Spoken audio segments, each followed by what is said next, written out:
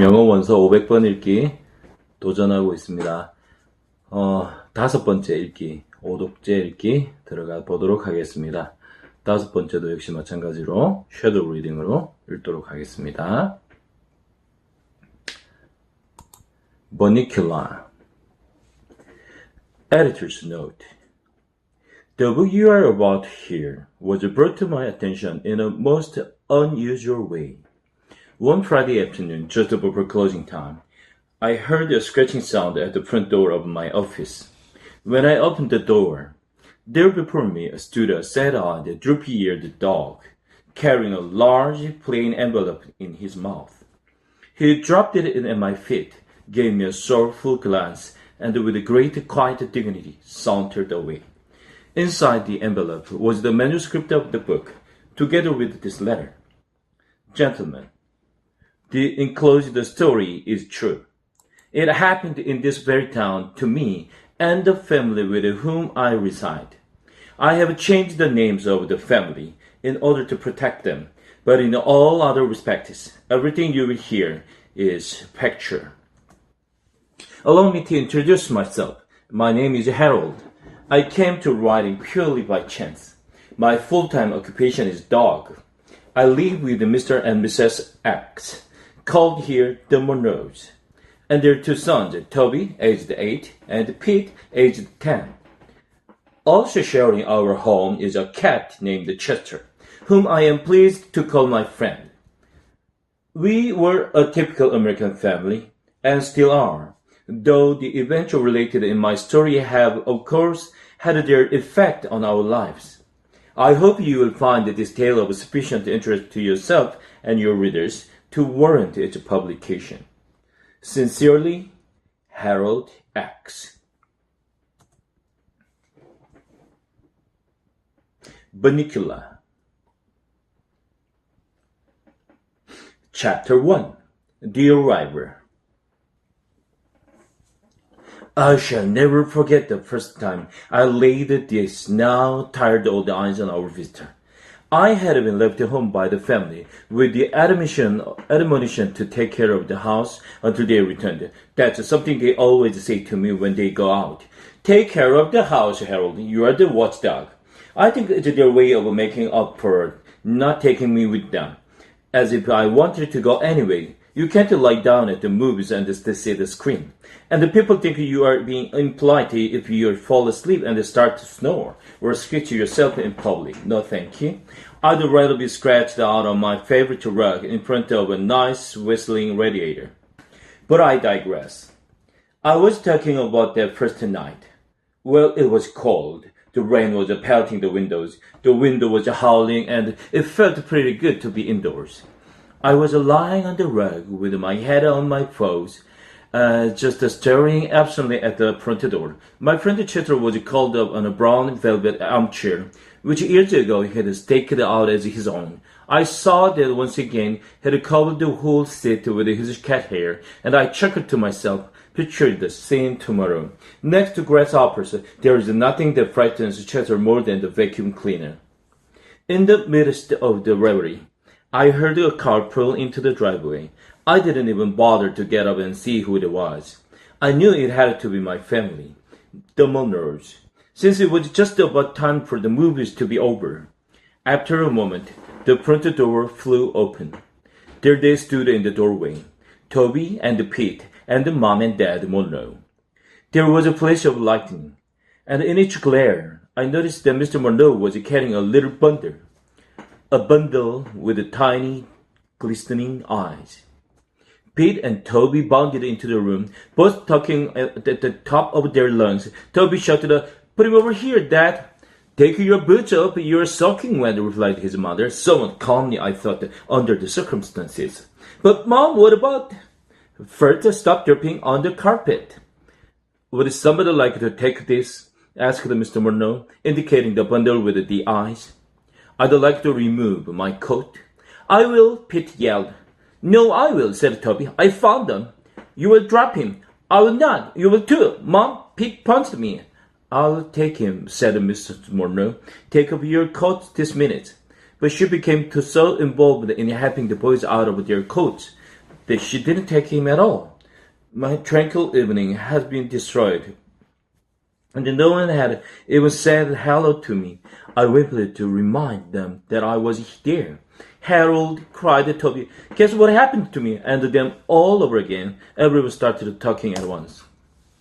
At this point, I feel I must explain something in our family. Everyone treats everyone else with a great respect for his or her intelligence. That goes for the animals as well as the people. Everything that happens to them explained to us. It's never been just a good boy Harold or use the little box Chester at our house. Oh no. With us, it's, hey Harold, that got raised and now we are in a higher tax bracket. And come sit on the bed, Chester, and watch this Wild Kingdom show. Maybe you will see a relative, which shows just how thoughtful they are. But after all, Mr. Monroe is a college professor and Mrs. Monroe is a lawyer. So we think of it as a rather special household, and we are, therefore, rather special pets. So it wasn't at all surprising to me that they took the time to explain the strange circumstances surrounding the arrival of the little bundle with the glistening eyes now among us. It seems that they had arrived at the theater late, and rather than trip over the feet of the audience already seated, they decided to sit in the last row, which was empty. They tiptoed in and sat down very quietly so they wouldn't disturb anyone. Suddenly, Toby, who's the little one, sprang up from his chair and squealed that he had sat on something. Mr. Monroe told him to stop making a fuss and move to another seat. But in an unusual display of independence, Toby said he wanted to see just what it was he had sat on. An usher came over to their row to shush them, and Mr. Monroe borrowed his flashlight. What they found on Toby's chair was the little blanket bundle that was now sitting on Mr. Monroe's lap. They now unwrapped the blanket, and there in the center was a tiny black and white rabbit sitting in a shoebox filled with dirt. A piece of paper had been tied to his neck with a ribbon. There were words on the paper, but the Monroes were unable to decipher them because they were in totally unfamiliar language. I moved closer for a better look. Now, most people might call me a mongrel, but I have some pretty fancy bloodlines running through these veins, and the Russian Wolfhound happens to be one of them. Because my family got around a lot, I was able to recognize a language as an obscure dialect of the Carpathian mountain region. Roughly translated, it read, "Take good care of my baby," but I couldn't tell it was a note from a bereaved mother or a piece of Romanian sheet music. A little guy was shivering from fear and cold. It was decided that Mr. Monroe and the boys would make a house for him out of an old crate and some heavy-duty wire mesh from the garage. For the night, the boys would make a bed for him in the shoebox. Toby and Pete ran outside to find the crate, and Mrs. Monroe went to the kitchen to get him some milk and radish. Mr. Monroe sat down, a dazed expression in his eyes, as if he were wondering how he came to be sitting in his own living room in a wet raincoat with a strange bunny on his lap. I signaled to Chester, and the two of us casually moseyed over to a corner of the room. We looked at each other. "Well, what do you think?" I asked. "I don't think rabbits like milk," he answered. Chester and I were unable to continue our conversation because a deafening crash commanded our attention. Pete yelled from the hallway, "Ma, Toby broke the rabbit's house." "I didn't. I just dropped it. Pete won't let me carry it. It's too big. Toby's too little. I'm not. You're too." "Okay, fellas," Mrs. Monroe called out as she entered with the milk and lettuce.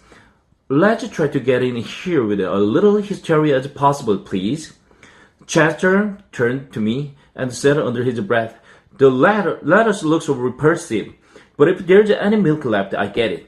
I certainly wasn't going to argue with him. I'm a waterman myself. At that moment, the crate arrived, barely standing the strain of being pulled in two directions at once. "Ma, Toby says he's gonna keep the rabbit in his room. It's not fair. Harold sleeps in his room. Only sometimes," I thought. "Would I know? He's got a leftover ham sandwich in his drawer." Toby's a nice kid, but don't get me wrong. But it doesn't hurt that he shared his stash with me. It was, after all, at one of those last night parties in Toby's room that I first developed my taste for chocolate cake. And Toby, nothing my preference, has kept me in chocolate cake ever since. Pete, on the other hand, doesn't believe in sharing. And the only time I tried to sleep on his bed, he rolled over on me and pinned me by my ears so that I couldn't move for the rest of the night. I had a crick in my neck for days. But he's mine, Toby says. I found him. You sat on him, you mean. I found him and he's sleeping in my room. You can keep Smelly or Harold in your room and Chester too, if you want. But I'm gonna keep the rabbit in mind. Smelly or Harold? I would have bitten his ankle, but I knew he hadn't changed his socks for a week. Smelly, indeed. Mr. Werner spoke up. I think the best place for the rabbit is right here in the living room on the table by the window. It's like there, and he'll get lots of fresh air. Pete, taller than I am, Toby cried. He will be able to see the rabbit better. Too bad, Squirt. Okay, said Mrs. Molo, through clenched teeth. Let's put him to bed and make him comfortable, and then we can all get some sleep. Why? Peter asked. I don't want to go to sleep. Mrs. Molo smiled a little too slowly, sweetly as Pete. Look, Ma, said Toby, he's not drinking his milk. Chester nudged me in the ribs. Didn't I tell you? He asked. Excuse me while I make myself available. Hey, said Toby, we gotta name him. Can that wait until tomorrow? Asked Mr. Murno. The boys shouted in unison. No, he has to have a name right now. I have to say I agreed with them. It took them 3 days to name me, and those were the 3 most anxious days of my life. I couldn't sleep at all, worrying that they were really gonna call me Fluffy, as Mrs. Murno had suggested. Well, all right, sighed Mrs. Murno. What about, say, Bun Bun? Oh no, there she goes again. I thought. Well, did she get them? Yeah, we all said it. Well, then, how about the Fluffy? She offered hopefully. Peter looked at his mother and smiled. You never give up, do you, Ma? Meanwhile, Chester, who had also been named Fluffy for a short time, was rubbing against Mrs. Murno's ankles and purring loudly. No, Chester, not now, she said, pushing him aside. He wants to help us name him, don't you, Chester? Toby asked as he scooped him up into his arms. Chester shot me a look. I could tell this wasn't what he had in mind. Come on, Harold, Toby called. You've got to help me with the name, too. I joined the family and the serious thinking began. We all peeled into the box. It was the first time I had really seen him. So this is a rabbit, I thought. He sort of looks like a Chester, only he's got longer ears and a short tail and a motor in his nose. Well, said Pete, after a moment, since we found him at the movies, why don't we call him Mr. Johnson? There was a moment of silence. Who's Mr. Johnson? Asked Toby. The guy who owns the movie theater, Peter answered. No one seemed to like the idea. How about Prince? Said Mr. Murno. Dad, said Toby, are you kidding? Well, I had a dog named Prince once, he replied lamely. Prince, I thought that's the silly name for a dog. We found him at a Dracula movie. Let's call him Dracula, Toby said. That's a stupid name, said Pete. No, it's not. Anyway, I found him, so I should get to name him. Mom, you're not going to name him, are you? That's favoritism, and I'll be traumatized if you do. Mrs. Murno looked in wonder at Pete. Please, Mom, please, Dad, let's name him Dracula, cried Toby. Please, please, please. And with each please, he squeezed Chester a little bit harder. Mrs. Murno picked up the bottle of milk and moved toward the kitchen. Chester followed her every movement with his eyes, which now seemed to be popping out of his head. When she reached the kitchen door, she turned back and said, Let's not have any more argument. We will compromise. He is a bunny, and we found him at a Dracula movie, so we will call him Bunnicula. Bunnicula, that should make everybody happy, including me. What about me? Muttered Chester. I won't be happy until she puts down the milk. Well, guys, is that okay with you? She asked. Toby and Peter looked at one another, and then at the rabbit. A smile grew on Toby's face. Yeah, Ma, I think that name is just right. Pete shrugged. It's okay, but I get to feed them. Okay, I'm going to put the milk back in the fridge. Maybe he will drink it tomorrow. What about Chester? Toby said, dropping the frantic cat to the floor. Maybe he would like it. Chester made a beeline for Mrs. Morno and looked up at her plaintively. Oh, Chester doesn't want any more milk, do you, Chester? You've already had your milk today. She reached down, patted Chester on his head, and walked into the kitchen. Chester didn't move. Okay, bedtime, said Mr. Morno. Good night, Bunnicula, Toby said. Good night again, Bunnicula, Peter said sarcastically, in what I took to be his attempt at a Transylvanian accent. I may be wrong, but I thought I saw a peculiar movement from the cage. Good night, Harold. Good night, Chester. I looked at Toby. Good night. Good night, Smiley, Harold. Good night, dumb Chester. I drooled on Peter's foot. Mom, Harold drooled on my foot. Good night, Pete, Mrs. Morno said with a greater finality as she came back into the living room, and then more calmly, Good night, Harold. Good night, Chester. Mr. and Mrs. Morno went up the stairs together. You know, dear, Mr. Morno said, that was very clever. But Nicola, I could never have thought of a name like that. Oh, I don't know, Robert. She smiled as she put her arm through his. I think Prince is a lovely name, too. The room was quiet. Chester was still sitting by the closed kitchen door in a state of shock. Slowly he turned to me. I wish they had named him Fluffy, was all he said. Chapter 2. Music in the Night. I feel at this time there are a few things you should know about Chester. He's not your ordinary cat. But then, I'm not your ordinary dog, since an ordinary dog wouldn't be writing this book, would he? Chester came into the house several years ago as a birthday gift for Mr. Morno, along with the 2 volumes of G.K. Chesterton, hence the name Chester, and the first edition of Dickens' A Tale of Two Cities. As a result of this introduction to literature, and given the fact that Mr. Morno is an English professor, Chester developed a taste of reading early in life. I, on the other hand, have developed a taste for books. I found Jonathan Livingston Seagull particularly delicious. From Chester kittenhood on, Mr. Morno has used him as a sounding board for all his students' lectures. If Chester doesn't fall asleep when Mr. Morno is talking, the lecture can be counted as a success. Every night when the family is sleeping, Chester goes to the bookshelf, selects his midnight reading, and curling up on his favorite chair. He especially likes mystery stories and the tale of horror and the supernatural. As a result, he has developed a very vivid imagination. I'm telling you this because I think it's important for you to know something of Chester's background. Before I related to you the story of the event following the arrival of Bunnicula into our home, let me begin with that first night. It seems that after I went to sleep, Chester, still stewing over the lost nip, settled it down with his latest book and attempted to ignore the rumbling in his stomach. The room was dark and quiet. This did not prevent his reading, of course, since, as you know, cats can see in the dark. A shaft of moonlight fell across the rabbit cage and spilled onto the floor below. The wind and the rain had stopped, and as Chester read Edgar Allan Poe's The Fall of the House of Usher, he became increasingly aware of the eerie stillness that had taken their place. As Chester tells it, he suddenly felt compelled to look at the rabbit. I don't know what came over me, he said to me the next morning, but a cold chill ran down my spine. The little bunny had begun to move for the first time since he had put it in his cage. He lifted his tiny nose and inhaled deeply, as if gathering sustenance from the moonlight.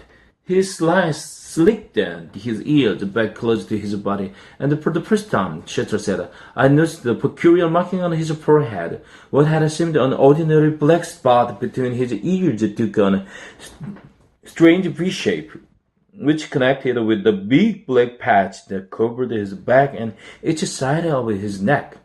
It looked as if he was wearing a coat, no more like a cape than a coat. Through the silence had drifted the strains of remote and exotic music. I could have sworn it was a gypsy violin, Chester told me. I thought that perhaps a caravan was passing by, so I ran to the window. I remember my mother telling me something about the caravan when I was a puppy, but for the life of me, I couldn't remember what. What a caravan? I asked, feeling a little stupid. A caravan is a band of gypsies traveling through the forest in their wagons, Chester answered. Ah, yes, it was coming back to me now. Station wagon? No, covered wagon. The gypsies travel all through the land, setting up camps around the great bonfire, doing magical tricks, and sometimes if you cross their palms with a piece of silver, they will tell you a fortune. You mean if I gave them a fork, they'd tell me my fortune? I asked breathlessly. Chester looked at me with disdain. Save your silverware, he said. It wasn't a caravan after all. I was disappointed. What was it? I asked Chester. Explained that when he looked out the window, he saw Professor Micklewhite, our next-door neighbor, playing the violin in his living room. He listened for a few moments to the haunting melody and sighed with relief. I really got to stop reading these horror stories last night. He thought it's beginning to affect my mind. He yawned and turned to go back to his chair and get some sleep. As he turned, however, he was startled by what he saw. There in the moonlight, as the music filtered through the air, sat Bunny, his eyes intense and staring an earthly aura about them. Now this is the part you won't believe, Chester said to me. But as I watched it, his lips parted in a hideous smile, and where a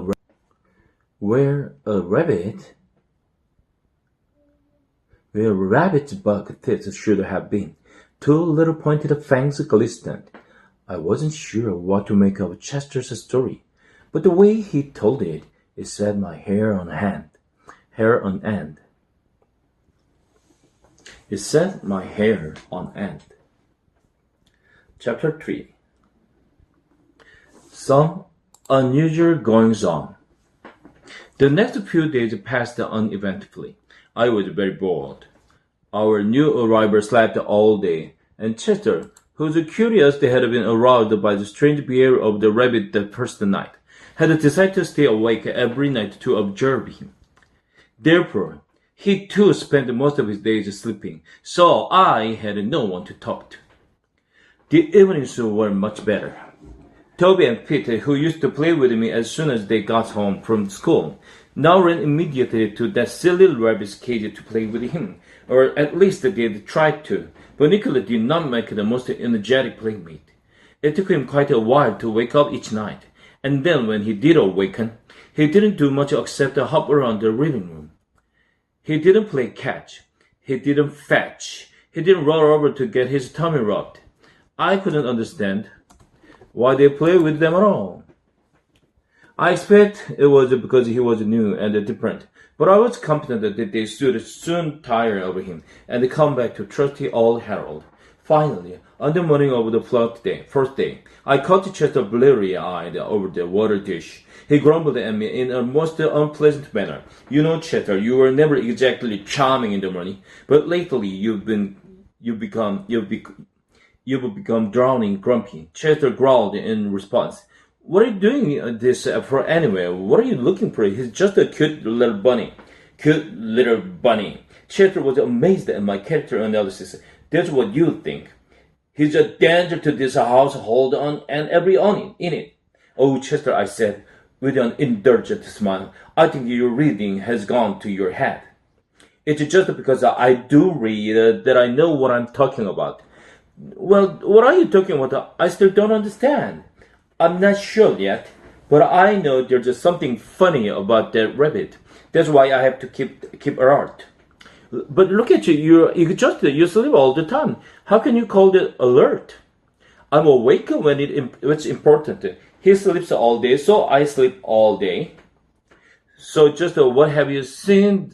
You have seen since that Since the first night that makes you uneasy. Well, said Chester, that is, at this point, Chester started to bathe his tail, which is a catch way of changing a subject he finds uncomfortable.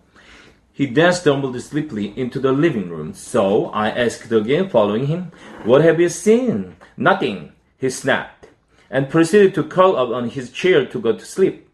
After a moment, he opened one eye. "But that doesn't mean there's nothing to see." For the next few mornings, it was the same routine. I'd be ready for a good roam around the living room, and the Chester would go to sleep.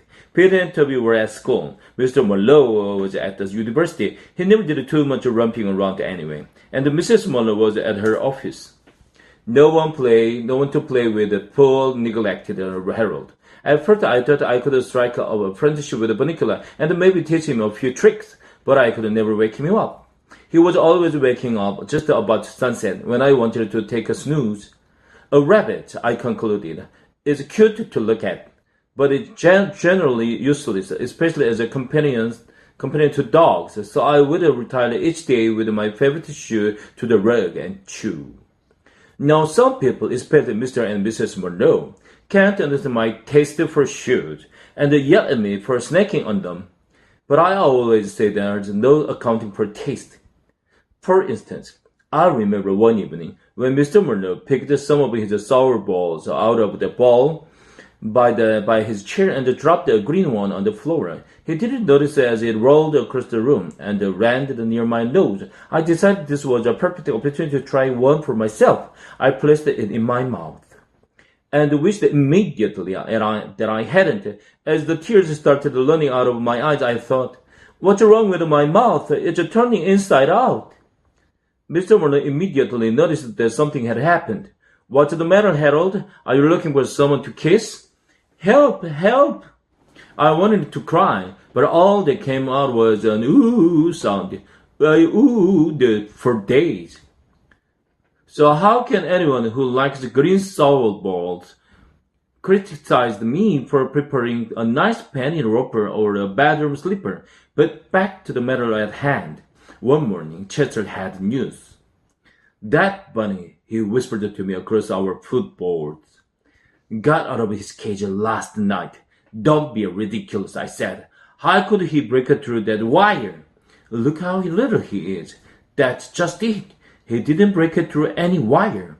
He got out of his cage without breaking anything or opening any doors." I looked puzzled. So Chester told me the following story.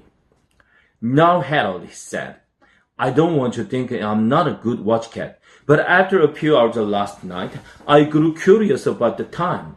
I went into the hallway and, you know the new clock that I've got?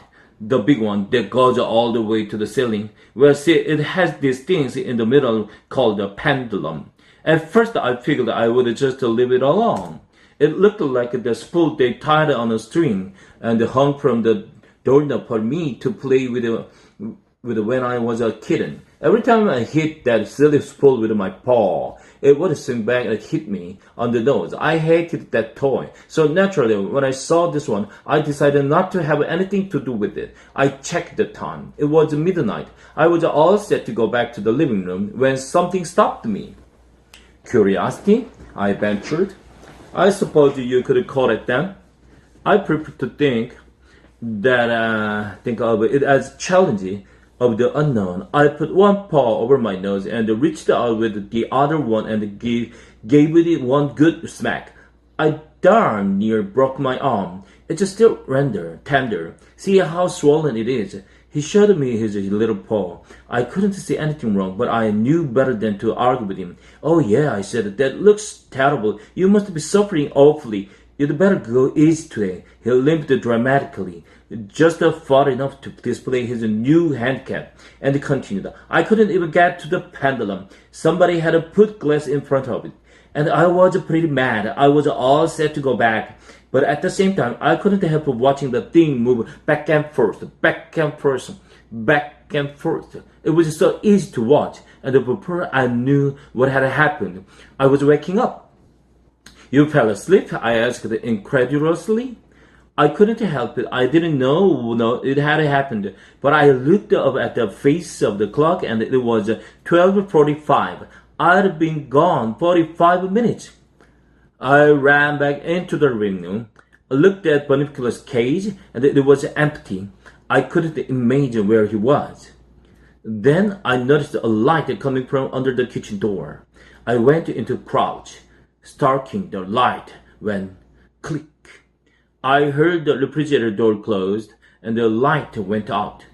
It must have been Mr. Marlowe having his midnight snack, I suggested. No, that's what I thought. I jumped on my chair, curled up real quick and kept one eye open, pretending to be asleep. Slowly, the door to the kitchen squeaked open. This little head poked out from around the corner and looked to the other side to see if the coast was clear. Then guess who came bouncing out all by himself, and with that idiotic grin of his plastered all over his face. Well, I guess it wasn't Mr. Monroe, I said. Not unless he wears the bunny pajamas and gets very tiny at night. Bunnicula, huh? You got it. Unfortunately, I hadn't positioned myself so that I could see him get back into the cage, and I didn't want to let him know that I had seen anything, so I had to stay put. I still don't know how he got out or back in. At this point, Mr. Muller came downstairs to make breakfast. I wondered if Chester hadn't dreamed the whole thing. He didn't admit he'd fallen asleep, and as I've said, he has quite an imagination. But I was game. After all, there hadn't been any excitement in this place for days. Chester and I took our positions under the kitchen table. We didn't have long to wait. Holy cow, Mr. Marlowe yelped as he opened the refrigerator door. He looked at this funny-looking white thing out of the fridge and held it at arm's length. Peter, come down here. What is that? I whispered. It's me, Chester answered. It looks like a white tomato. Very funny, I said, as Pete came into the kitchen. Peter, have you been playing with your chemistry set in here? No, Dad. Why? I thought that this might be one of your experiments. Do you know what it is? Gee, Dad, it looks like a white tomato. Just then, Mrs. Muller and Toby came in the door. What's all the fuss about? Mrs. Muller asked. We were just trying to figure out what this is. Toby pulled it down so he could get a better look. Well, he said, it looks to me like a white tomato. Mr. Muller took a good long look. You know, he said to his wife, it really does look like a white tomato. There's one way to find out, said Mrs. Muller, who always was a practical one. Let's cut it open and see what's inside. Everybody gathered around the table. I jumped on a chair, and in all the excitement, no one noticed that I had my paws on the table, which under normal circumstances was discouraged, to say the least. Chester wasn't so lucky. Chester, get off the table, Mrs. Muller said. Chester jumped onto Toby's shoulders, where he stayed to view the proceedings. Mrs. Muller took her sharpest knife and cut cleanly through the thing. It fell into two halves. It's a tomato, all right, said Mrs. Muller. Here are the seeds, but it's all white, Toby observed. And look, said Pete, it's dry, so it is, Mr. Muller said, as he picked up one of the halves. There is no juice at all. Well, and what do you think? It's gone bad, I guess, though I've never heard a tomato turning white before. Come on, she said, clearing the table. Let's treat out and have breakfast. And Harold, get your paws off the table. Rats. Chester jumped down from Toby's shoulders and motioned for me to follow him into the living room. This had better be important, I said. They're cooking bacon. A white tomato, very significant, Chester murmured. So it's a white tomato, I said, edging my way back to the kitchen door. What does that have to do with the Bunnicula? I can tell you one thing, Chester said. I got a good look at the tomato. There were very suspicious marks on the skins. So? I believe they're teeth marks. So tonight I'm going to reread a book I read last year. How fascinating, I said, as the aroma of flying bacon wafted across my nostrils. And what book might that be? The mark of the vampire. What? I stopped dead in my tracks. Meet me tonight after the others have gone to sleep. You'd better take a nap today so you can stay awake. Cheddar closed his eyes. I shifted my look to Bunnicula, who seemed to be asleep in this cage. A tiny smile sat upon his lips. A happy dreams, I wondered, or something else. My reverie was broken by the sound of crunching bacon. I was in the kitchen in a flash. Chapter 4. A cat prepares. I almost didn't make it to my meeting with Chester that night. Toby had a feast in his room. It was a Friday night. And on Friday night, Toby gets to stay up and read as late as he wants to. So of course he needs to lots of food to keep up his strength. Good food like cheese crackers, chocolate cupcakes, my very favorite, to kind of with the cream in the middle, pretzels and the peanut butter sandwiches. The last I cannot abide because my mouth always gets stuck. Chocolate cupcakes with the cream in the center, however, are another story. This particular evening, I stationed myself on Toby's stomach. Usually, I'm a little one subtle, but having missed out on the bacon of breakfast, I was not about to take any chances on the chocolate cupcakes with the cream in the center. Toby knew what I was after, but sometimes he thinks he's funny, and he plays little games with me. Hi, Harold, I'll bet you'd like a peanut butter sandwich, wouldn't you? Here, you have this one that's left over from yesterday, while I eat this boring old chocolate cupcakes, which is nice and fresh and has cream in the middle. Okay, Harold? Ha ha, my sides are splitting. What's the matter? Don't you want the peanut butter sandwich? All right, I will put it away for another night. Oh, here's something you might like. It's a green sour ball from that is a candy dish that was stuck to my sock. Would you like that, huh, pal? Oh boy, the kid is really hot tonight. Oh no, huh? Well, I'd give you one of my cupcakes, but I know how much you hate chocolate. Would a little drooling on the stomach have convinced you otherwise? Oh, you like chocolate. Okay, then, you can have both of them. One thing I have to say about Toby. Although he's got a rotten sense of humor, he's a nice kid. Naturally, once I'd eaten both cupcakes, which took approximately 4 seconds, I felt obliged to hang around and let Toby know I was grateful. What better way than to share a few of his cheese crackers? Well, Harold, Toby said sometime later, we had quite a party, but I have to go to sleep now. I can't keep my eyes open, so I'll have to wait until tomorrow to find out what happened in the next chapter. This is a good book, Harold. It's called The Treasure and it's by a man named Robert Louis Stevenson. It's a kind of a hard reading, though. I have to keep looking the big word up in the dictionary, so it's taking me a long time to get through it. I've always had trouble with the words myself. Half the time they don't mean what I think they are going to. And then, even when I do find out what they mean, I forget the next day anyway. You might say that I'm smart, but just not that scholarly type. But it's a really good story, Toby continued. It's all about the pirate and his little boy just like me. No dogs. And a parrot, Harold. A parrot? What's a parrot? Is there anything about the chocolate cakes? That's my idea of a treasure. Well, good night, Harold. We're gonna sleep here. You really have to get off my stomach because it's a little full right now. Good night, Toby. I called up at the foot of the bed, but I couldn't sleep trying to figure out what a parrot was. I thought it might be a lady pirate, since the word just sounded something like. But then again, I thought it might be an umbrella. Cheddar would know, I thought. So I went downstairs to ask him. Well, you certainly took your time, Cheddar snapped as I sauntered casually into the room. I finished my book half an hour ago. Where were you? It so happens I was discussing great works of literature with Toby. Since when is a Twinkies wrapper considered a great work of literature? I decided to ignore that. Unfortunately, several chocolate crumbles fell from my mouth to the floor at precisely that moment. As a matter of fact, I said, trying valiantly to regain my dignity, We were talking about the treasure island. Ever hear of it? Ever hear of it? He sneered. I read that when I was a kitten. Oh, then tell me, Chester, what is a parrot? Chester looked at me scornfully.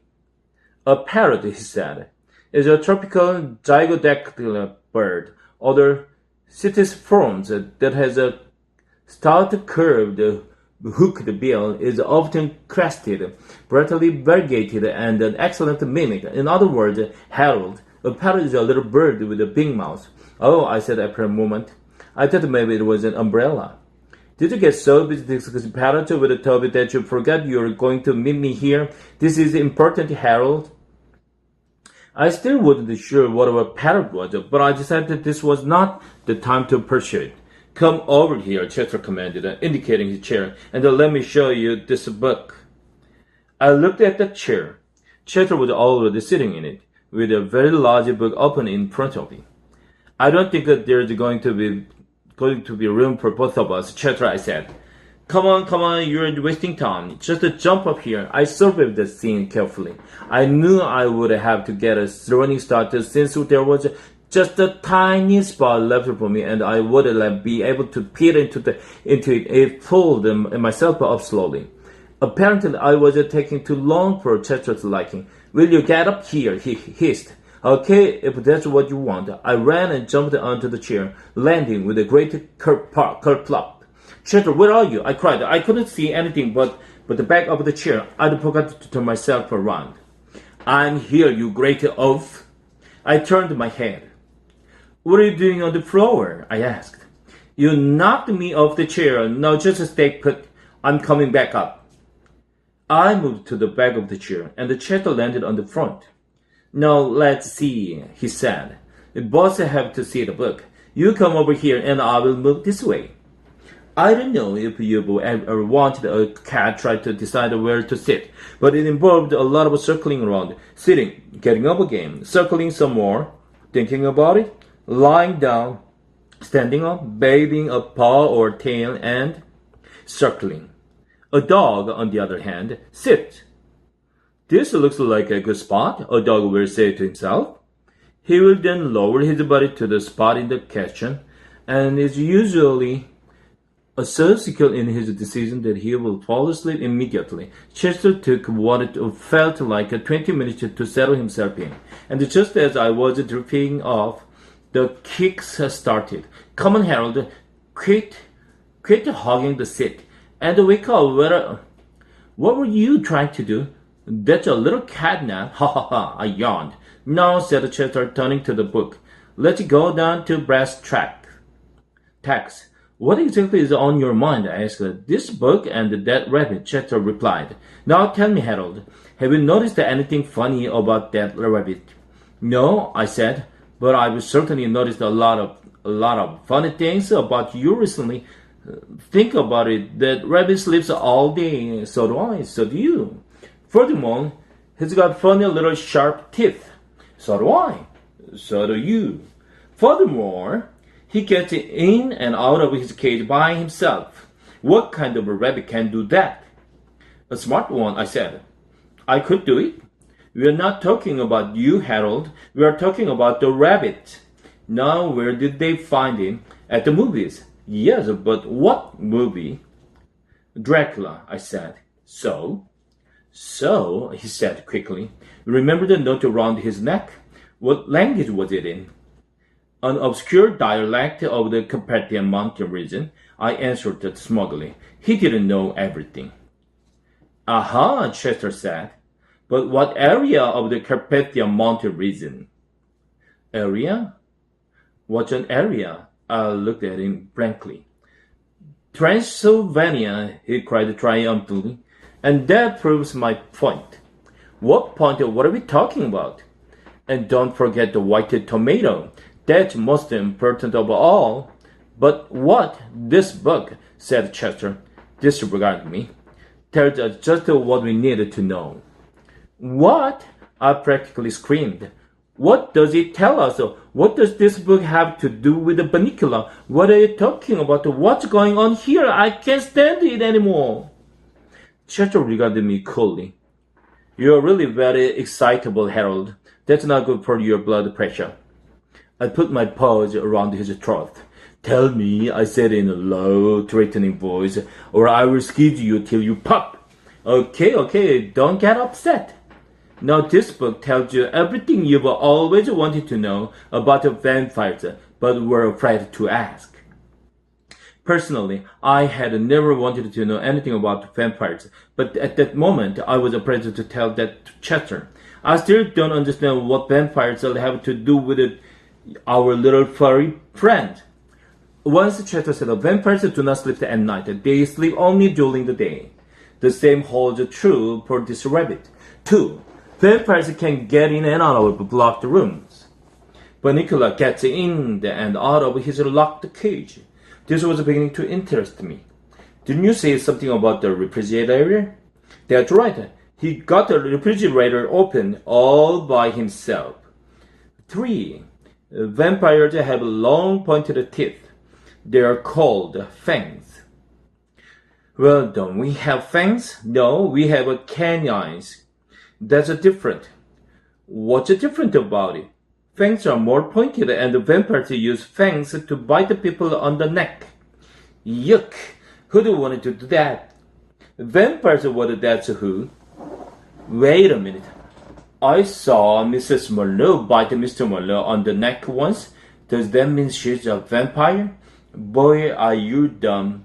She's not a vampire, she's a lawyer. She bites necks. I don't think that's quite the same thing. No, Bunnicula does not bite people on the neck. At least not so far. So he does bite vegetables. On the neck? I asked. Vegetables don't have necks, Harold. Vegetables are like that. It's like dogs. Dogs don't have brains. Dogs are like that. Oh yeah? I said. Of course he bites vegetables. All rabbits bite vegetables. He bites them, Harold, but he does not eat them. The tomato was all white. What does that mean? It means vegetables, I ventured. It means he bites vegetables to make holes in them, and then he sucks out all the juices. But what about all the lettuce and the carrots that Toby has been feeding him in his cage? Aha, what indeed, Chester said. Look at this. Whereupon he stuck his paw under the chair cushion and brought out with a flourish as an assortment of strange white objects. Some of them looked like unironed handkerchiefs, and the others didn't look like anything I'd ever seen before. What are they? I asked. Chester smiled. Lettuce and carrot. He said, white lettuce and carrot. I found them hidden behind his cage. I was aghast. What did it all mean? Could Chester be right? Was this a harmless-looking little ball of fluff really a vampire? Just then Chester let out a yelp. Look, he said, the cage is empty again. Oh, we are fools. We will let him get out of our sight. It's your fault. My fault. You're the one who took 20 minutes to sit down. Well, if you hadn't knocked me up in the first place. Wait a minute. Why are we arguing? Let's find the Bunnicula. Just then, we heard the click in the kitchen refrigerator. I whispered. Chester nodded. We jumped down and moved cautiously to the kitchen door. Shh! Chester warned unnecessarily as we crept along. Don't make any noise. We don't want him to hear us coming. Obviously, I retorted. The light went out under the door. He must have closed the refrigerator. Chester said, easy now. We pushed the door open. The kitchen was dark. There was not a sound. Psst, Chester. What? I can't see. I can, but I can't see him. He's not here. There was a soft scamper across the linoleum, and we returned just in time to see a little white tail bounce out the door into the living room. Drat, we've missed him. Come on, Harold. Let's see if we can catch up with him. Chester started toward the door. Wait, Chester. What's that on the floor by the refrigerator? He turned. This new object interested him more than following Bunnicula. Watch out, he said. I will take care of this.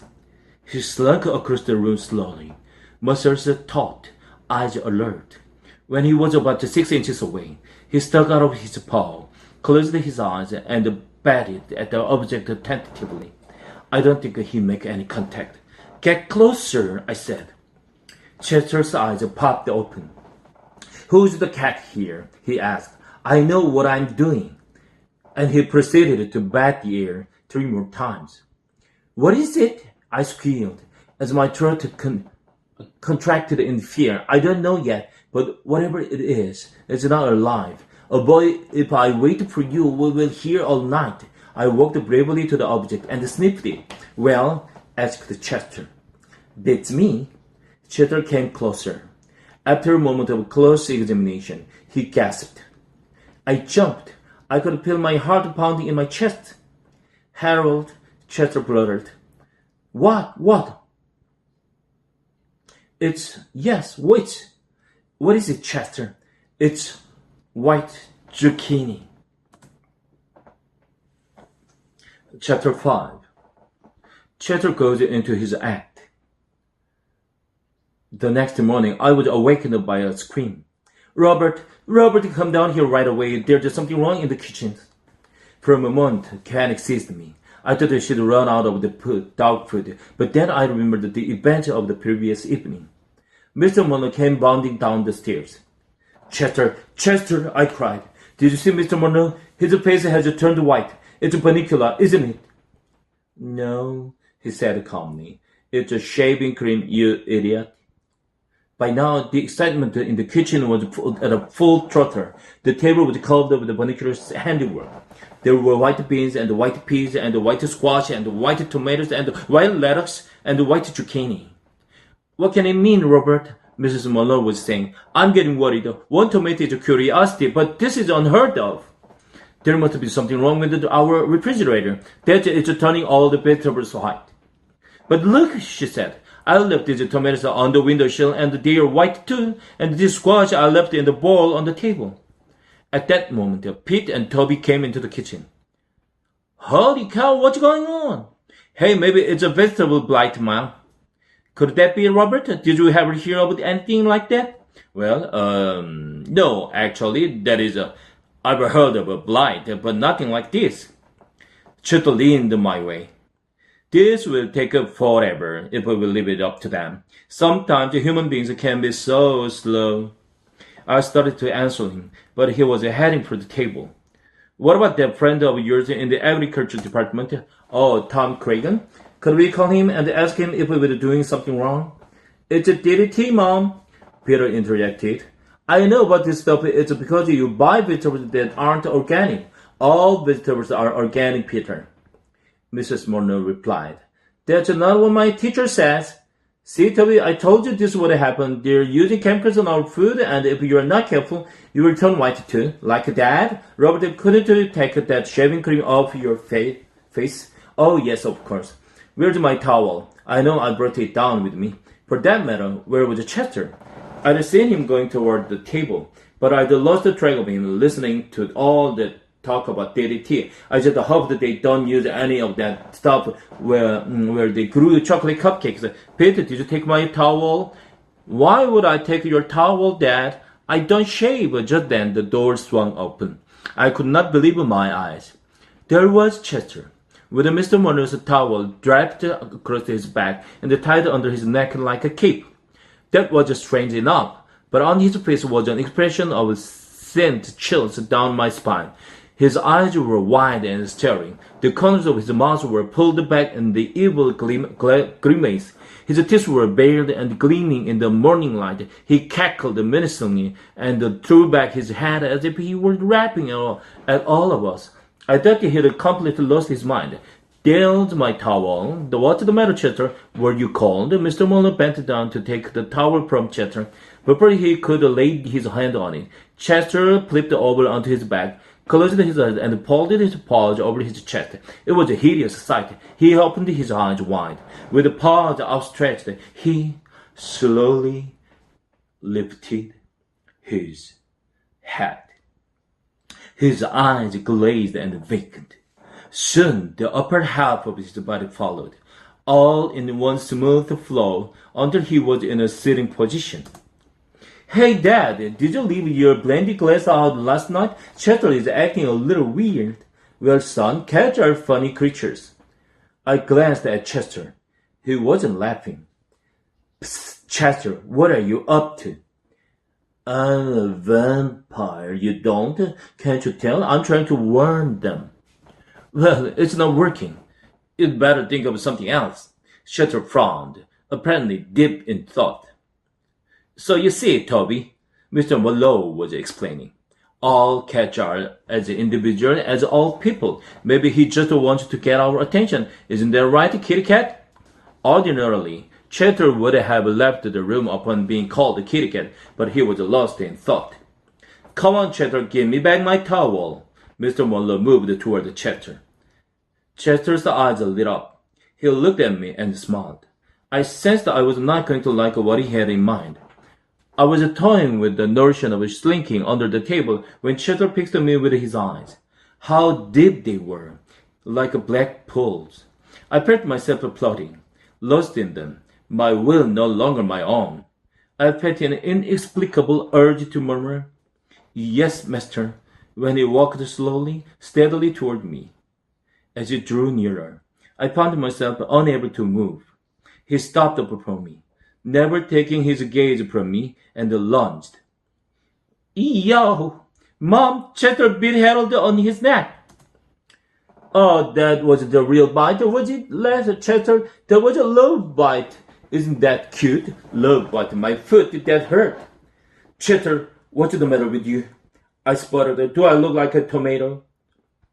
Oh, it doesn't matter anyway, Harold. That they don't understand. How can human beings read the same books I do and still be so thick?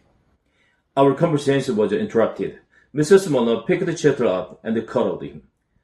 I was praying she would not add insult to injury by kissing his nose, which he hates more than anything. Poor Chester, do you need a little love? Do you know what I'm going to do, you big ball of fuzz, you? I could tell what was coming. I'm going to kiss you on your little nose. Yep, I could tell that was coming, all right. Chester knew better than to resist. He went limp in Mrs. Mullow's arms. Mr. Muller took his towel off Chester. I still don't know why he is wearing my towel, he said. I think he must be cold, dear. Here's your towel. Why don't you get his kitty sweater? Chester looked ill. Said he can wear that all day. And Chester was being buttoned into his bright yellow sweater with a little purple mice and Walt and cowboy hats all over it. Mr. Muller said, "Oh, what about those bathrooms? Should I speak to Tom Cragen?" "Yes, dear," Mrs. Muller said. "Why don't you? I'm sure there's some explanation. In the meantime, I'll change markets. To tell you the truth, I'm really much more worried about Chester. We'd better keep our eye on him." Chester and I did not speak until late afternoon. I was busy nursing my neck, and Chester was busy hiding under his sofa, too embarrassed to be seen. When we did speak at last, it was a brief exchange. "Hey, Chester," I called when he finally crawled out from under. "We don't have to worry about any vampire bunnies anymore. All you have to do is just stand outside his cage in the sweater, and he will laugh himself to death." Chester was not amused. "That's right, make fun, all of you. No one understands. I tried to warn them, and they wouldn't heed. Now I'm going to take matters into my own hands."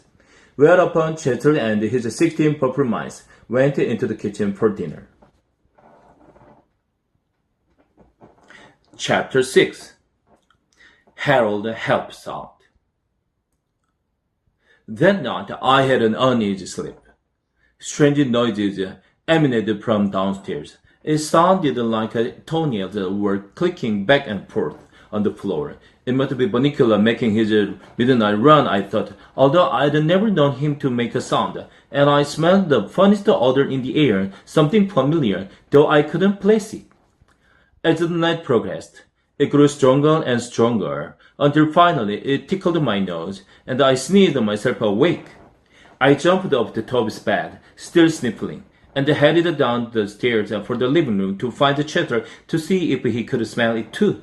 The odor grew even stronger as I approached the living room. Standing in the doorway was Chester, a strange pendant hanging from his neck.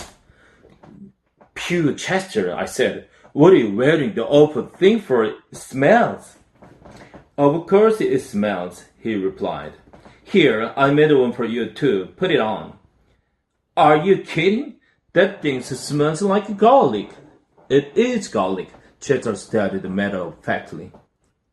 Why are you wearing garlic? I asked, thinking that by this time Chester was capable of anything.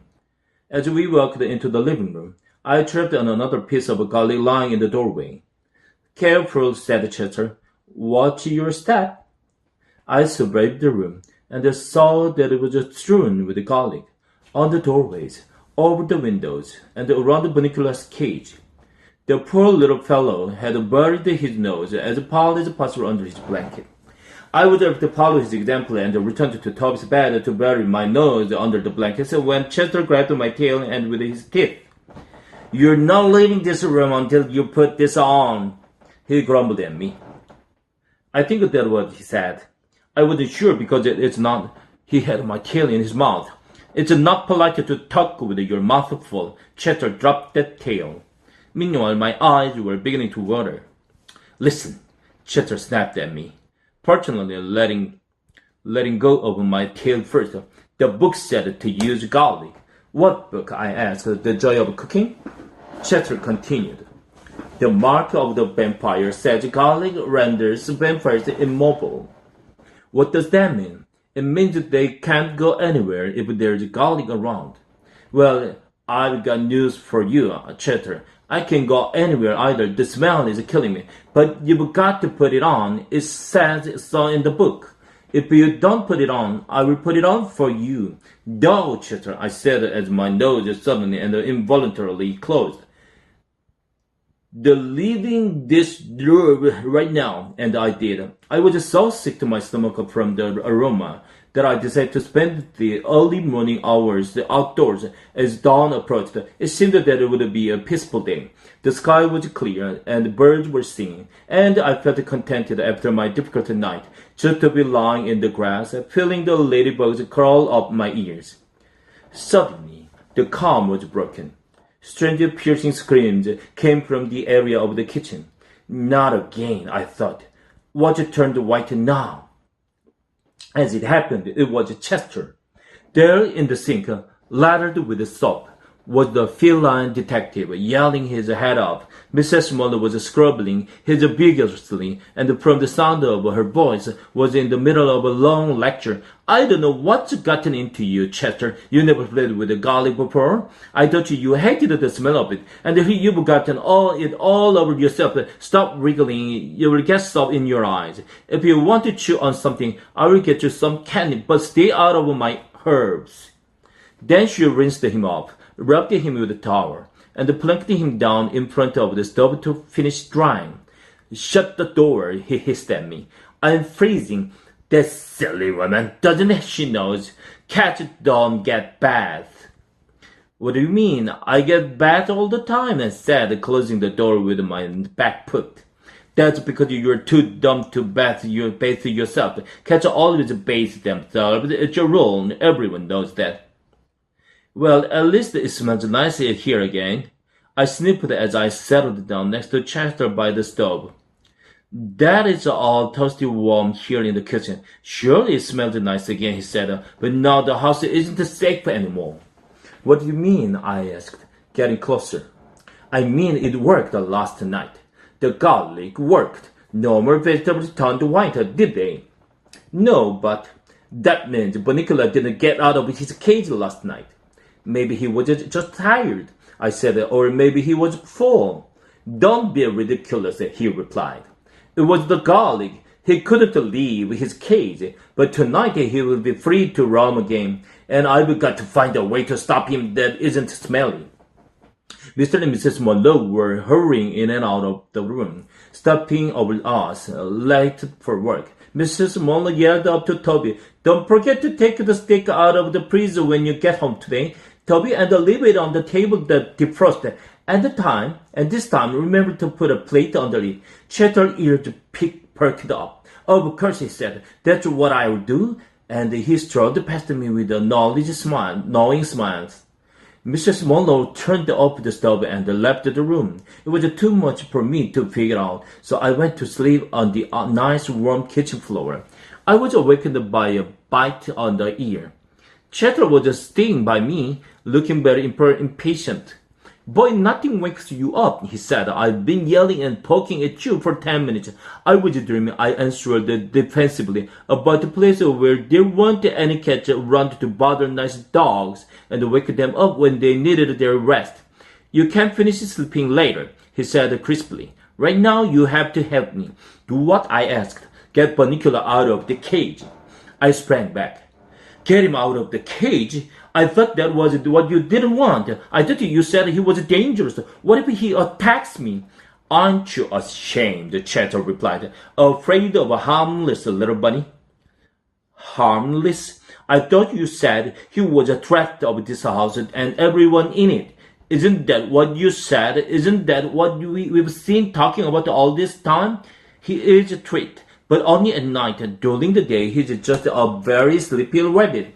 And that's why we have to do it now, while the sun is still up. Follow me, he said. There isn't much time. Toby strayed down here forever, and the others will be home soon. Boy, you must have been tired, Harold. You slept through lunch. I followed Chatter into the living room. My heart was pounding as he unlocked the cage door with his paw. It looked as if he had years of experience opening locks. The doors swung open. Bunnicula was sleeping peacefully. He did, however, look a little green around the grills, probably from the garlic. I was just wondering how Rabbit could have guilt when Chatter said, Okay, Harold, do your stuff while I get what I need from the kitchen. Well, what do you want me to do? I can't read your mind. Get him out of the cage and onto the floor, and I'll be right back, Chatter said. What? I verbalized. How am I supposed to do that? Use your head, he answered, and he was gone. Looking at the cage, I realized that was precisely what I would have to do.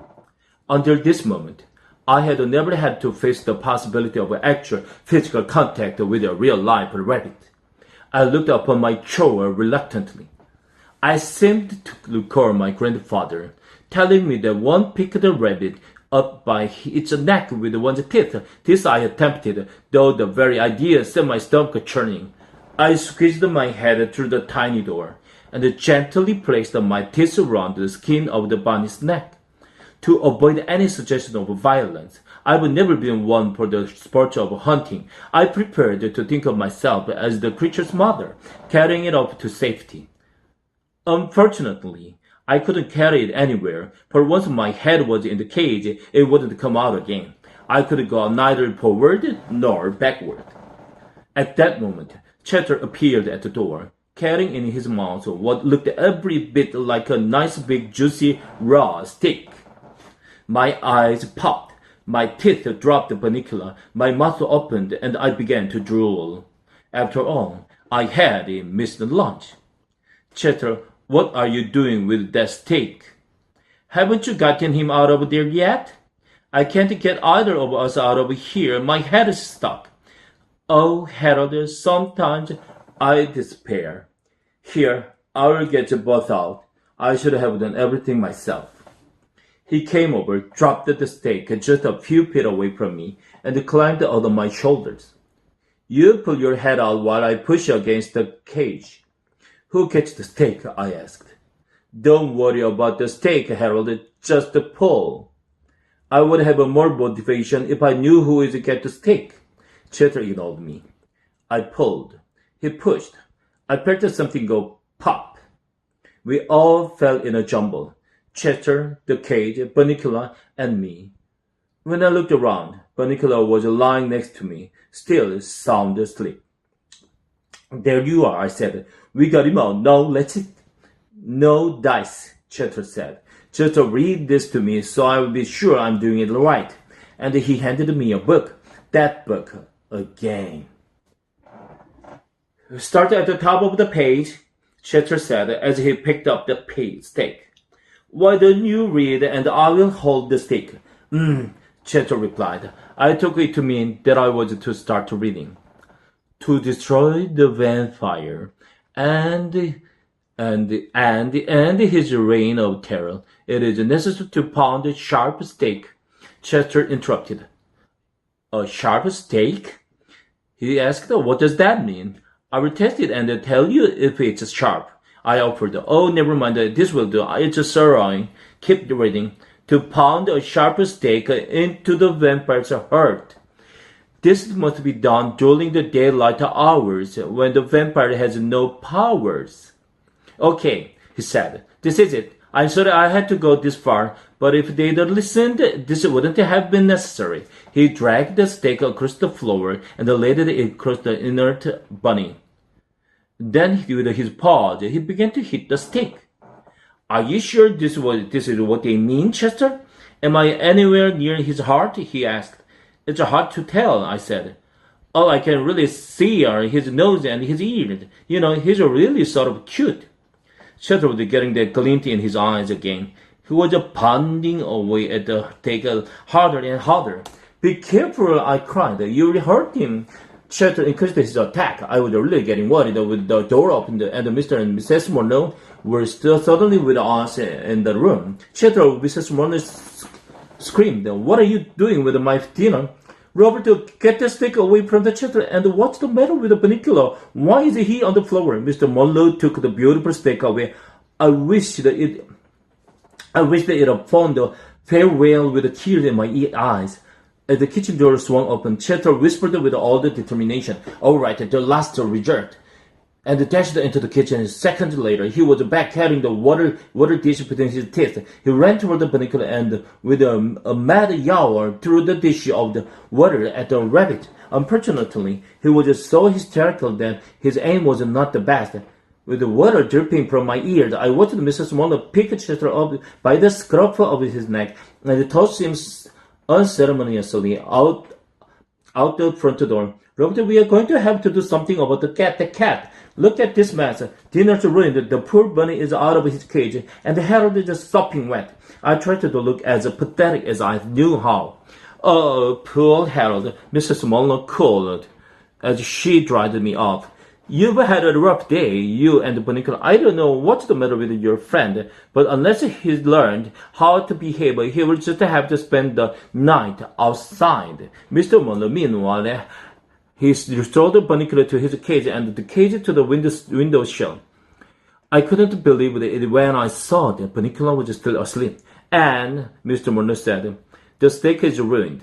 Why don't we let Harold have it? He deserved to treat it anyway, don't you, old head boy? I panted appropriately. After my delicious dinner, I turned my attention to the book, still lying open on the floor. Another method of destroying the vampire is to immerse the body in water. The body will then shrivel and disappear as the vampire emits one last scream of terror. Shoo, I thought. So that's what he was trying to do? Thank goodness he missed. I had no regrets about missing a scene like that. Poor Bunnicula. I looked over toward the cage, and there on the other side of the window was a pathetic tabby face looking in. His little nose was pressed against the window. I couldn't hear him, but from the movement of his lips, I could see he was very unhappy. Poor Chester. As for me, Mrs. Monroe spent the evening petting me, and the family chatted with me all night long. And of course, I'd had my yummy steak dinner. So, it wasn't such a bad day after all. Except that now my steak was all gone. Poor Harold. Chapter 7. A New Friend in Need. In the days that followed, Chester's behavior was exemplary. He purred and he cleaned his paws. And he rubbed against everyone's legs to show what a good boy he was. I was getting worried. Chester acted that was only when he was something devious in the back of his mind, but I didn't know what it was. He had tried everything in the book to get rid of vampires, and all his efforts had failed. But I knew from the expression on his face that something was definitely up. Of course, I didn't know for certain because he had not spoken to me since the stake incident. I guess he realized that my heart just wasn't in the destruction of the bunny vampire. In fact, I was beginning to like the little fellow. The Monroes were relieved by Chester's improved behavior.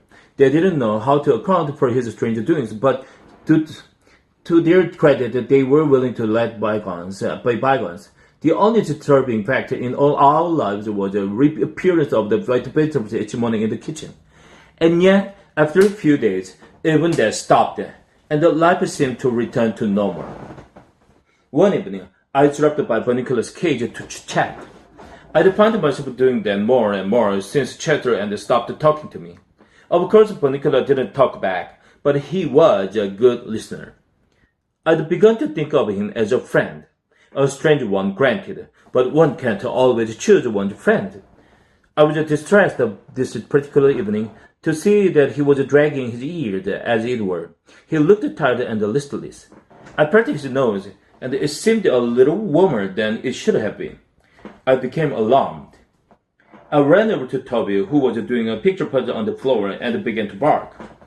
Something I do only in case of extreme emergency, since even I do not care for the sound. "What's the matter, Harold?" Toby asked without moving. "Are there burglars?" I ran to the cage and looked at Bunnicula. I looked back at Toby and whimpered. Toby just looked confused. "Do you want to play with the Bunnicula? Shall I take him out of the cage?" "Woof," I responded, indicating I hoped that was indeed what he should do. "I'll ask Mom and Dad, Harold. You wait here." He was back in a minute, shaking his head. "I'm sorry, Harold, but Mom said you can't play with the rabbit. It causes too much commotion." I looked down at the floor and whimpered again. "Sorry, Harold. Maybe later, when we are all in here together." I regarded Bunnicula, whose eyes met mine. He gave me a little shudder, and I felt like crying. My friend was sick, and I didn't know what to do. I wished I could tell Chester, but I knew there was no use. He was just too mad at me. I would have to sort this one out on my own. That night, I couldn't sleep worrying about Bunnicula. I decided to go downstairs and check on his condition. What I saw when I entered the living room horrified me.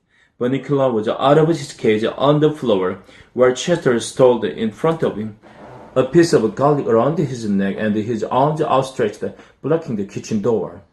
Suddenly, it all fell into place.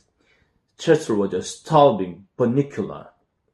Of course, that's why he seemed so listless, and that's why the vegetables had stopped turning white.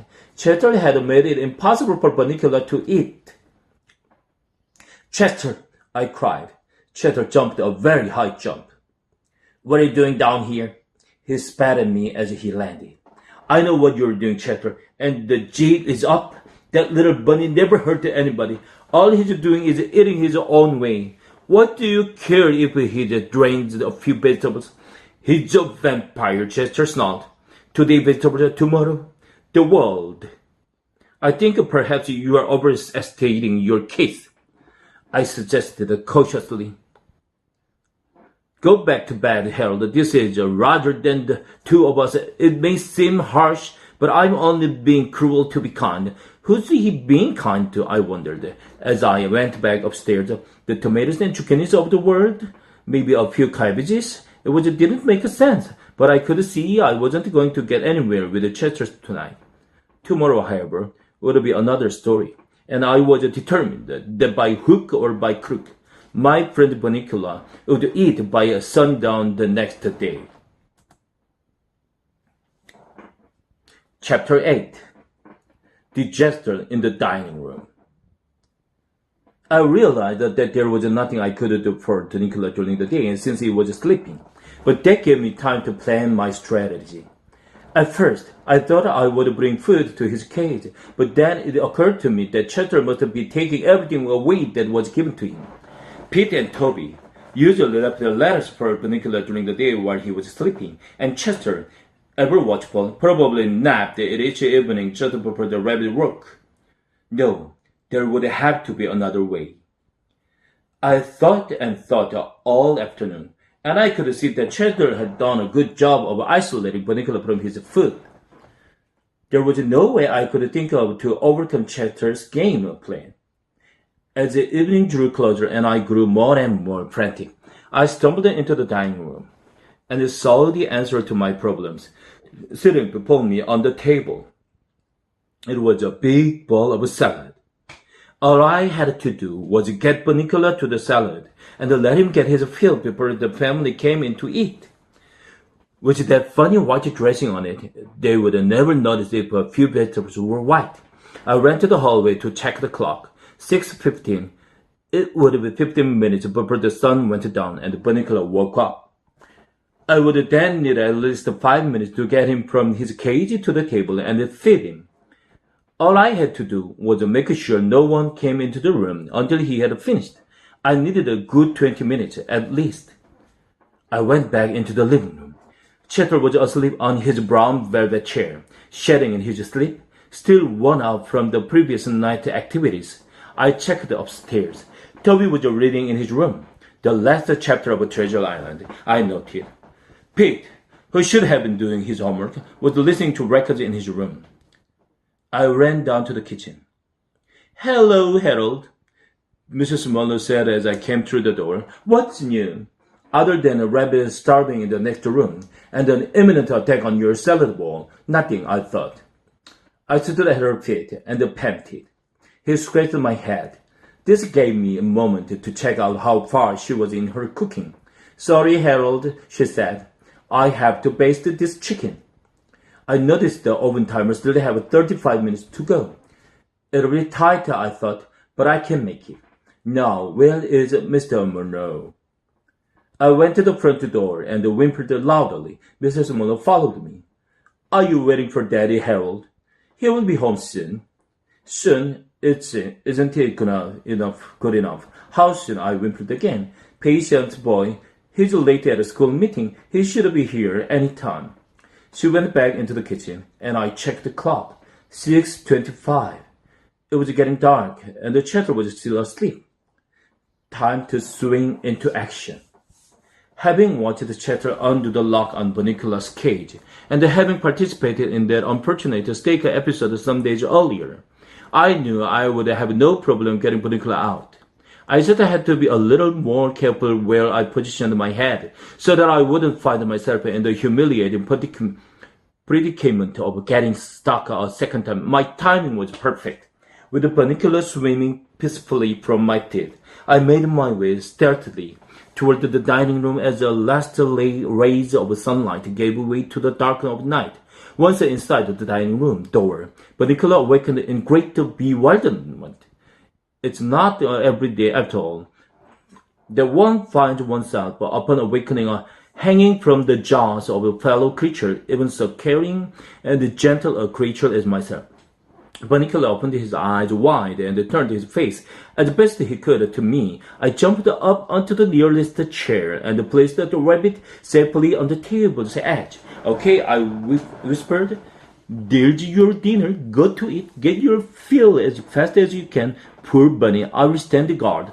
I don't know what Bunnicula fully understood what was going on, but the sight of the vegetables piled high in the center of the table sent him scurrying in their direction. He was very hungry. As luck would have it, and as I should have anticipated, Chester's sense of timing was as true as my own. No sooner had Bunnicula reached the edge of the salad bowl than the door swung open and Chester bounded into the room. He survived the scene frantically. I was unable to act fast enough. Upon seeing Bunnicula about to enjoy his first bit of nourishment indeed, Chester leaped across the table seemingly without touching floor, chairs, or anything else between himself and our furry friend, and landed directly on top of the bunny. Oh, no you don't, he shrieked.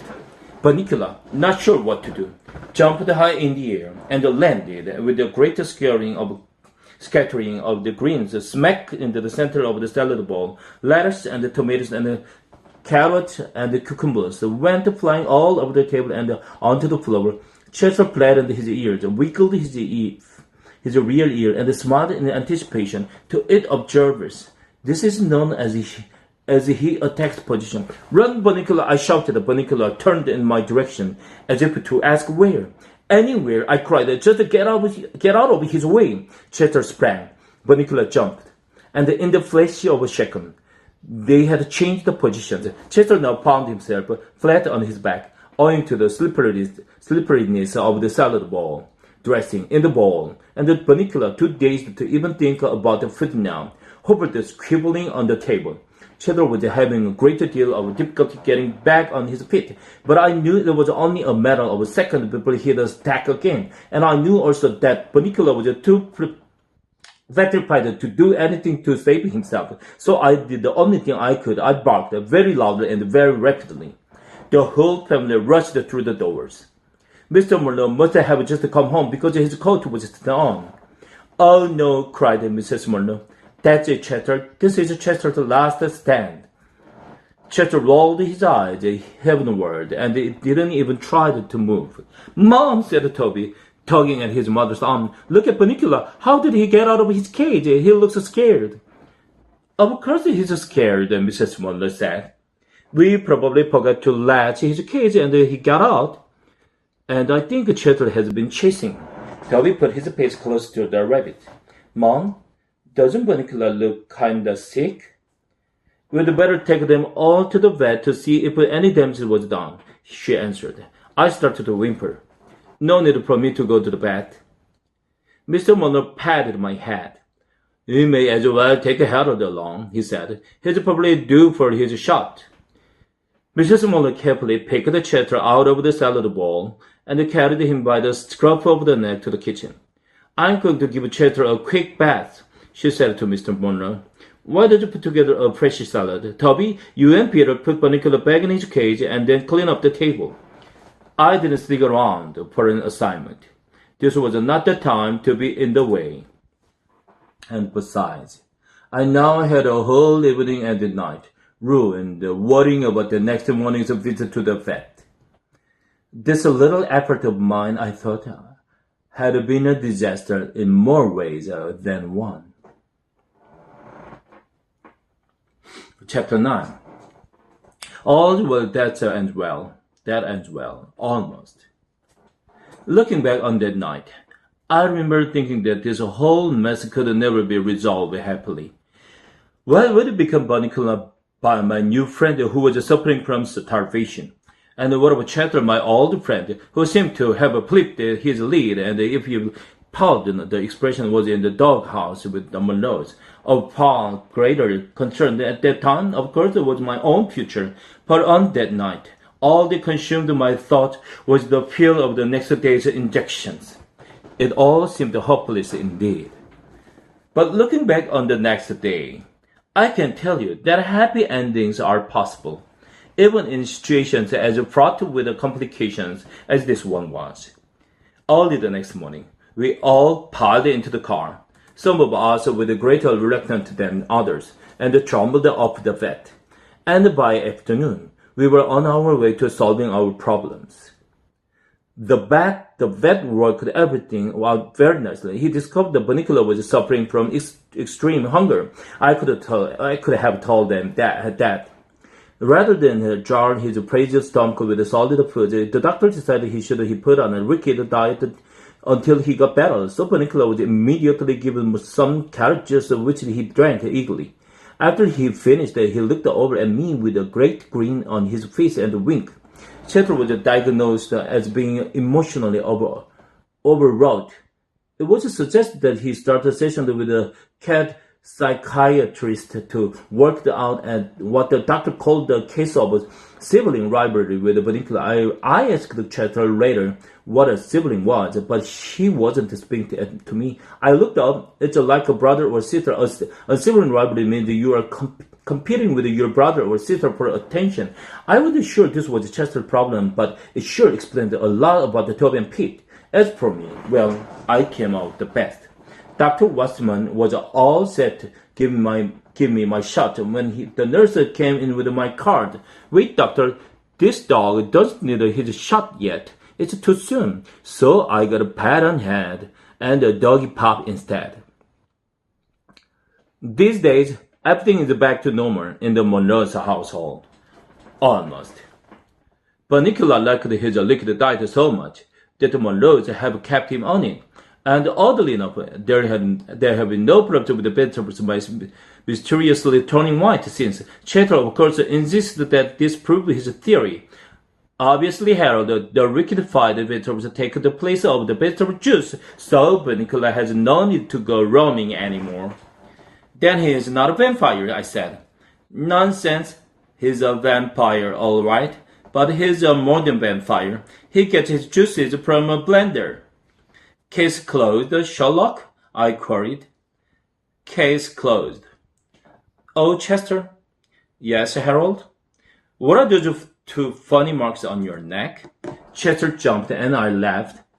Very funny, he said, as he began to bathe his tail. Very funny.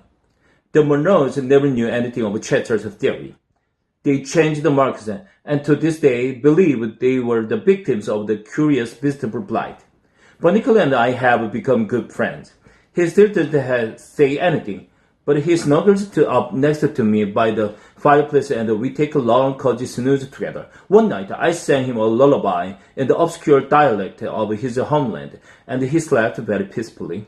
It was that night that cemented our friendship. Now, about Chester. I said that everything was back to normal. Almost. Naturally, Chester is the almost. He has been seeing his psychiatrist, Dr. Berkowitz, twice a week for some time now. He takes his theory very seriously. The other morning, I was trying to get a little sleep when Chester came over and nudged me in the ribs. Harold, do you realize we've never really communicated? I mean really communicated. I opened one eye cautiously. And in order to communicate, Harold, you have to really be in touch with yourself. Are you in touch with yourself, Harold? Can you look yourself in the mirror and say, I know who I am. I'm in touch with the meanness. This is me. And I can reach out to you-ness. That is you. I closed my eye. I'm used to it by now. He talks like that all the time. He no longer reads Edgar Allan Poe at night. And once he concluded that he had been right about Bunnicula, there has been no more talk about the vampire. The mark of the vampire, its usefulness obsolete. On its shelf, right now, he's reading Finding Yourself by streaming a lot. And the other night, when I heard the most awful noise coming from the basement, I didn't even bat an eyelid. I knew it was just Chester finding himself, as he called it. He explains to me that he's getting in touch with his kittenhood, and I've told him that fine, just to let me know when he's going to do it, so I can be elsewhere. I've had enough troublesome from Chester's adventures. So that's my story, and the story of a mysterious stranger who no longer seems quite so mysterious, and so who is definitely no longer a stranger. I've presented the fact as clearly as I could, and I leave it to you, dear listener, to draw your own conclusions. I must now bring this narrative to a close, since it is Friday night, Toby's night to stay out late and read, and I can hear the crinkling of the cellophane. I can only hope it covers 2 chocolate cookies with cream filling. 오독. 오늘은 하루 만에 끝냈습니다. 기분이 좋네요. 내일 또 6독째 들어가 보도록 하겠습니다.